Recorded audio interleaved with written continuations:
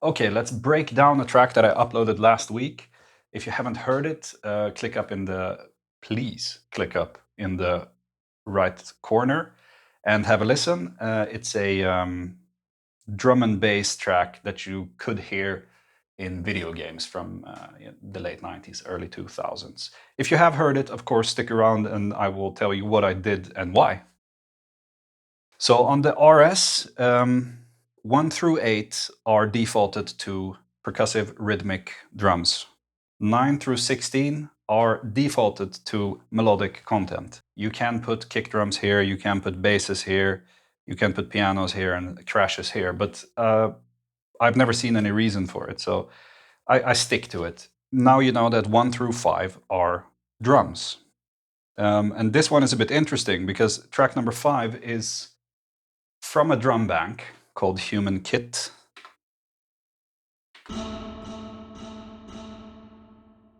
Sounds like that. It's a tonal sound, right? It's not a drum. Now in this track I've used, or in this jam, I've used patterns B and C only for key changes.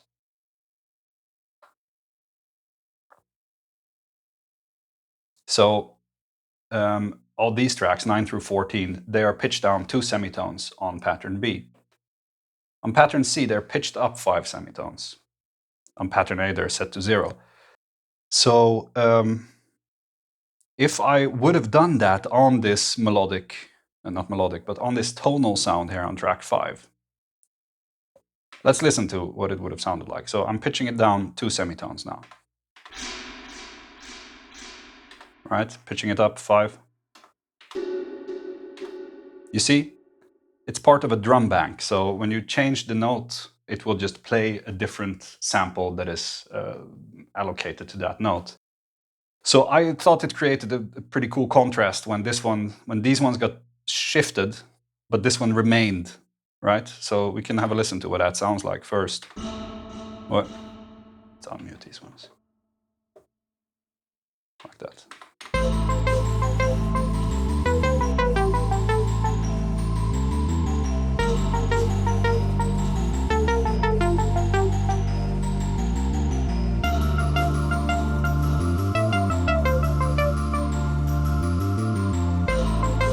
You see? Very dreamy. The other thing we can look at while we're at it is that you saw that these ones were muted because there's no reason for all of them to play at once. So I found that 11 and 12, the sounds on there, they work well together, as do 13 and 14. So they never play together, all 4 of them. On 9, I have a pad that just plays 1 jazz chord. On 10, we have bass.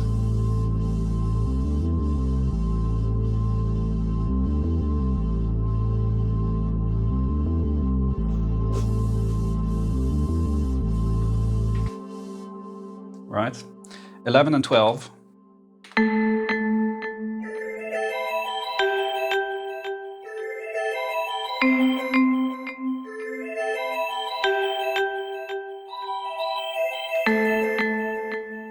Thirteen, 14.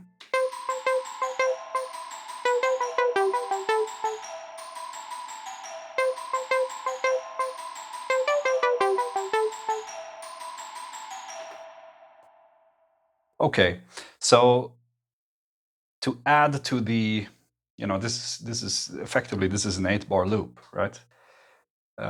So you will already make it into a 16-bar loop by first playing 11, 12, for example, and then 13 and 14. To add to that, of course, with the key changes, you add even more, you give more longevity to this sequence. And of course, I haven't even gone into the real-time controls here, etc. And the mutes, which is the main thing where the changes happen, I think, in this jam are the mute memories and the scene memories, because these 3 patterns are strictly about key changes in this jam, right? You see, they're all the same patterns across, phrases across these sections.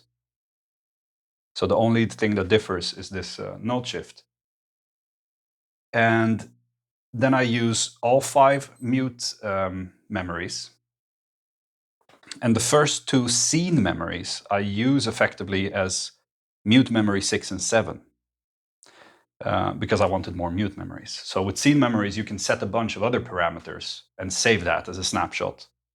But on 1 and 2, I didn't use that at all, except I muted and unmuted some tracks that I wanted. So it's an extension of the mute memories.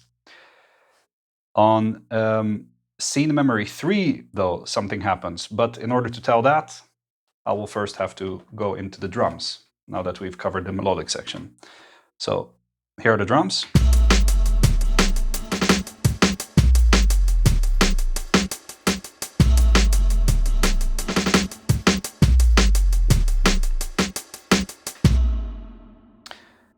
We have kick and snare together playing on track 1.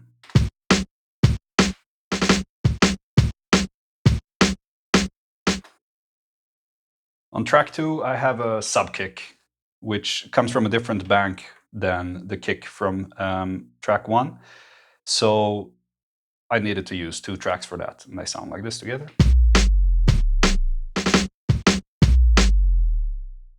Next up is a copy of track number 1, the pattern of track number 1, on a different kit with beat stretch and clock shift things adjusted to taste, right? Because I wanted with these drums to go for a break beat type of feel, but not necessarily that, you know, you would listen and think, oh, did he actually sample a break beat, a break here? No, that was not it. I just wanted the overall aesthetic from the music of that era, right? And Hip Hop Kit it did a job for me. It was good enough. But as is with those break beats, those classic ones, they're very rarely chopped so that you don't hear any, you know, without any decay, without any sustain. You hear that there is a lot of energy going on there. The drummer is going at it, you know. And those sounds, it's very delicate to program them because you don't want them to be too overwhelming, to take over from the main beat, but they need to be there. So on track number 3, I have a copy. I thought the best way to achieve this way, without using the sampler, is to copy the main drums and to play with the clock shift and the beat stretch and the pitch on another kit.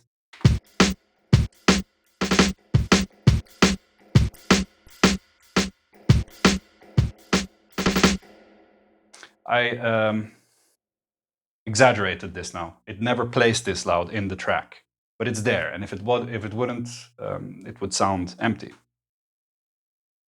Okay, that's about it. Here is a hi-hat pattern, very simple. And for that, I used, if we go into the edit menu here are the velocities there. We got 80, 113, 80, 125, 80, 118, 80, 123. So I used this with step recording on probably random 1 or 2. I can't recall right now, but it's a neat trick for hi-hats. So that's it for the tracks, right? And we've gone through the key changes here. And what's left is the loop remix, which I've used in the intro. I only use the loop remix on the kick and the snare. You know, you can use it on all types of things. Sometimes I've used it for melodic content. It's especially powerful if you write just simple triads, you know, 4-chord progression, and then mess around with the loop remix until you get something that is way off where you started. But in this track, for performance, I get the best results keeping it on kick and snare, maybe hi-hat. And in the intro, I use this one.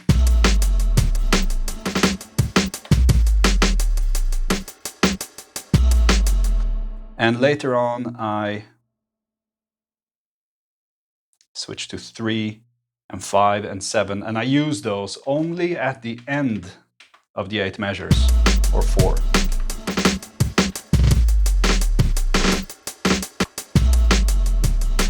And exit out like that to announce a change. On scene memory 3,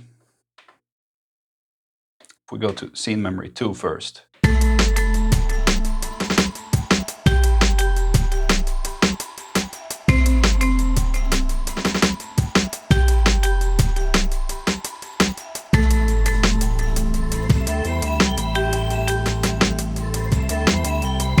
Right, pretty powerful stuff. This pushing and pulling effect, easily achieved by, again, with the kick and the snare pattern, using the beat stretch to play it, to change it to half speed. And there are a lot of interesting tricks like that with the RS. And another performance trick that I find extremely powerful, that creates interest right away, is to use these scene memories or mute memories. If we go to this one, right, we're there now. Mute memory 4 on pattern A. The powerful thing is to use one of these in conjunction with one of those, in this case, because these are just key changed, right? So I will play now at full speed, and then we will go to half speed and change the key, right, at once.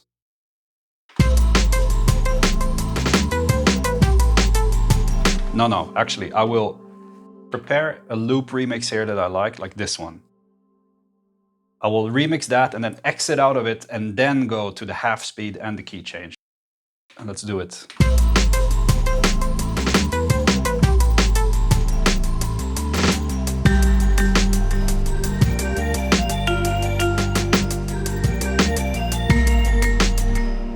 I hope you get how powerful that is. I hope I can convey the power of this of these techniques with this machine. But enough talk about it. Download this project. I will list it under the video, and have a go at it yourself. And let me know what you come up with, or if you have any questions. And I would like to thank you very much for watching. Please subscribe to the channel if you haven't yet, and if you have subscribed, I thank you very much. I really appreciate it. I will see you in the next video.